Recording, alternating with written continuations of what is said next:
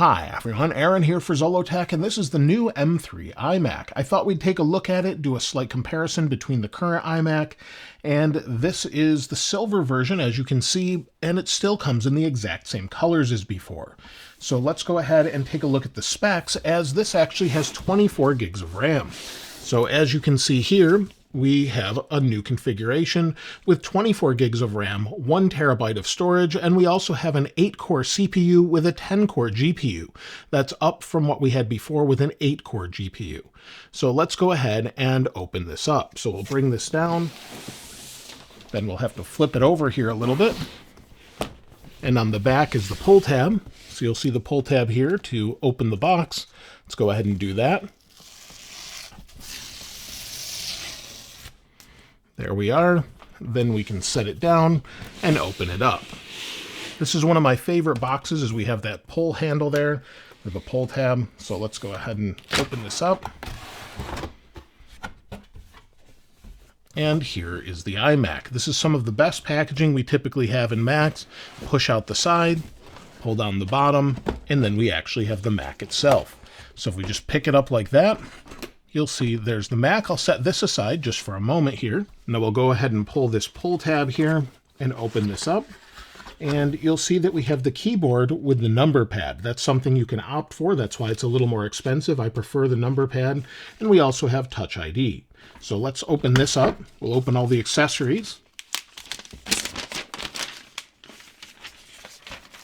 And one thing that was pretty disappointing this year, is we did not get USB-C. So we still have Lightning in order to charge this, which is a bit of a disappointment. Set this wrapper aside and move on to the other accessories. We have the mouse. I don't remember ordering the mouse, but you can get it with the mouse or the trackpad or both. We'll open this up just like that. And again, this is the Magic Mouse that we charge on the bottom. So that's, again, a little odd still. We'll set that aside. And as we move in here, we've got the trackpad, something I use all the time. In fact, I edit all my videos on a trackpad. Not everyone does that. There we are. You'll see, again, Lightning on the back here. So just what you would expect. Then, of course, we have a cable. This is our wall connector, our AC adapter here. So let's open this up. No plastic, which is nice. Just pull these out like this, unwrap it. And I opted for the silver this time. I actually have the blue M1 version. So just our plug that goes into the other plug. And here is our wall plug, or AC adapter. So if we open this up. Now, if you opt for the one with 4 ports, you'll actually have Ethernet in here as well. So you'll have Ethernet as well as your plug. So if you want to run that to an Ethernet jack, you can. And then additionally in here, we have a little bit of paperwork, of course. Just says iMac, a quick start guide. And then we've got one silver sticker to go along with it. So that's included with it. And then we have a USB-C to Lightning cable for our accessories. So you only get one despite having 3 different accessories, but it is a braided cable, so I appreciate that. Let's open that up so we can pair everything if it won't work right off the bat. We'll take that out. And we'll put all of this aside and we'll take a closer look at the Mac itself. Now let's unwrap this. So we start on the back here. You'll see here's a couple pull tabs, and this is pretty light. You can just pick it up with one hand. It's fairly light compared to what we've had with other Macs, but we'll just pull this off the back here.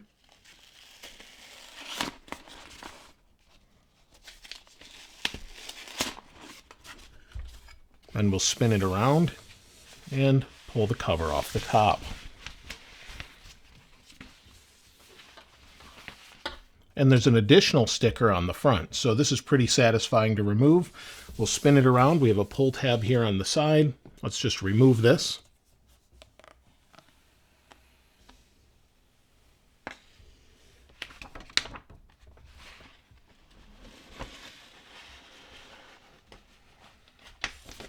Now, the iMac itself is still 24 inches. There's no changes as far as the camera or anything else.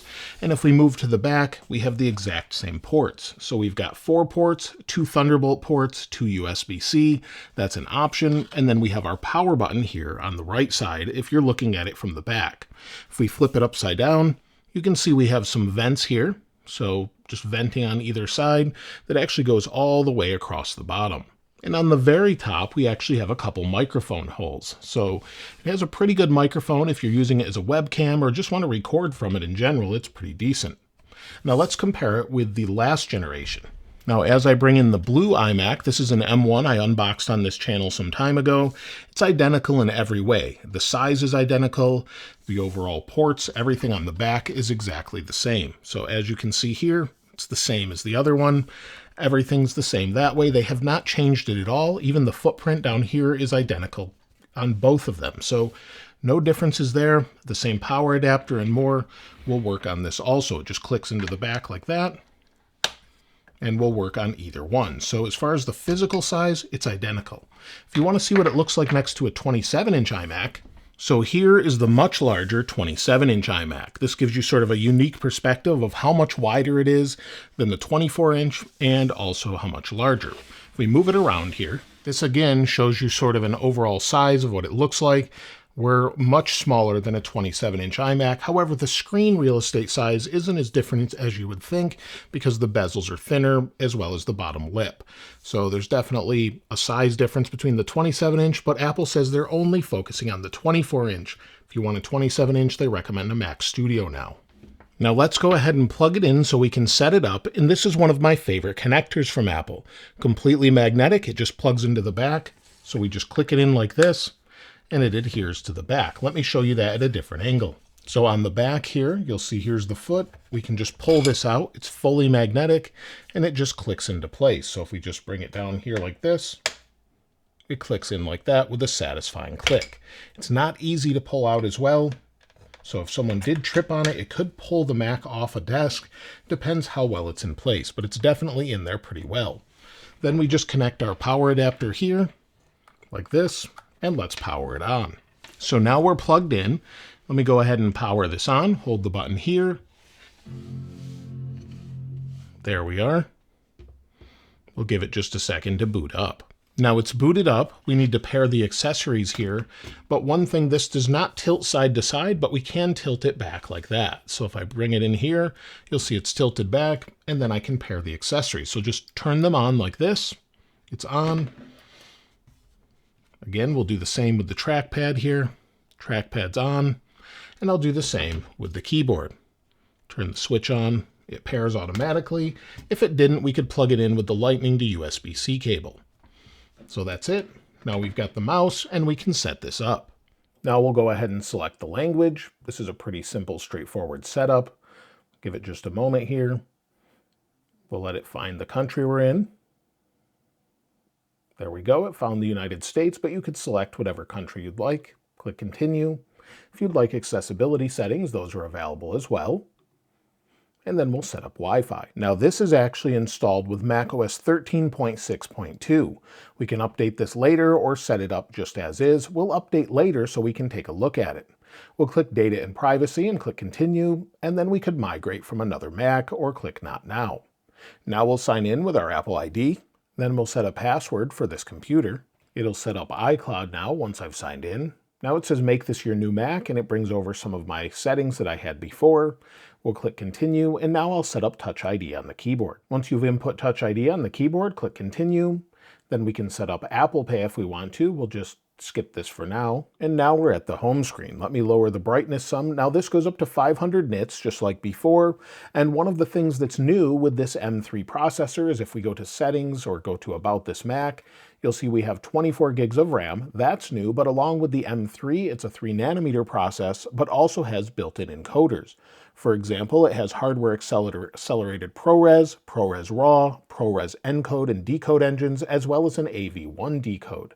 So that's built in, and you'll see we also have Ventura 13.5 with a build number of 22G2080. This makes me think that this was ready before maybe September when macOS Sonoma launched. So that's a little odd to see macOS Ventura. I've seen many others have this same setup though. Now let me go ahead and get this updated, set everything up, and we'll run a couple benchmarks and see what it can do. Now, as I went to software update to macOS Sonoma 14.1.1, all of the text is actually in Chinese.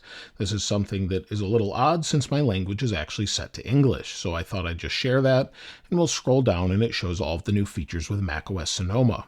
But let's go ahead and get this upgraded. I've updated the Mac to macOS Sonoma 14.1.1. We're ready to go, but let's take a look at the wallpaper here.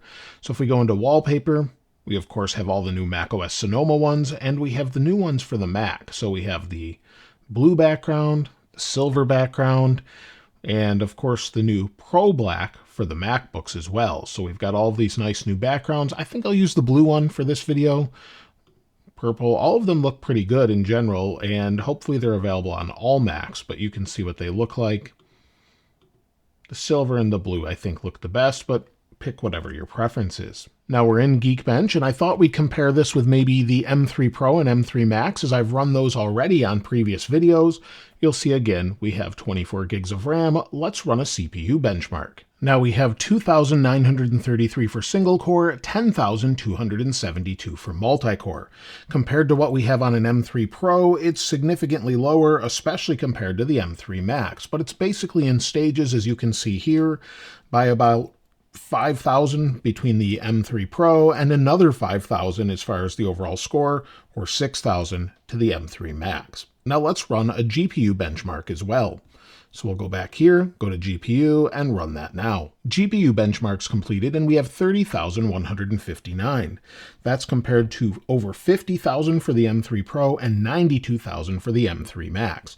So it's significantly slower, but depending on the task you're doing, it's going to make a very big difference. This just gives you a general idea. Now we have Blackmagic Design disk speed test. If we go ahead and click start, we have a 1 terabyte SSD, and we're getting about 3,000 or 3,100 megabytes per second for write speed, about 2,631 megabytes per second read speed. Now it's significantly faster on an M3 Pro and M3 Max, up to about 8,000 for the write speed on the M3 Max that I saw. So significantly faster there with read speeds as well, but still this is not slow at all. I thought we'd export the same video I did in the M3 Pro and M3 Max video. It was filmed in 8K on a Canon R5C, as you can see up in the upper right there. That's the resolution. We'll compress it to 4K H.265. I've worked on a few different videos on the M1 iMac, so this should be more than capable, but I thought we'd try it out. So let's go ahead and export this and see how long it takes compared to the others. So we'll bring in the timer from the Mac itself. We'll go ahead and click save and see how long it takes. So we'll click save, start the timer here, and see how long it takes. And we'll also bring up the little status panel to see how long it takes as well. The export test completed in 12 minutes and 46 seconds. That's pretty good compared to an M3 Pro, which did the same export test in 9 minutes and 1 second, and M3 Max in 8 minutes and 48 seconds. So not bad considering this is significantly less expensive. Also, you can use this to fully edit and work on an 8K timeline without a problem. Now let's go ahead and close this and take a look at a couple other things. Now, as far as PWM, you don't really see anything here with this display. It's high enough that you can't notice it whatsoever, as you can see here at 240 frames per second. So no issues with that. It shouldn't bother your eyes, cause eye strain, or make you feel nauseous or anything like that. As far as the speakers go, they're the same speakers we had before, but if you want to hear them quickly, let's go ahead and take a listen. So here's my iPhone 13 Pro Max versus iPhone 15 Pro Max video. Let me go ahead and hit play. The microphone is right over the top of me, so this is basically what it would sound like from where I'm sitting.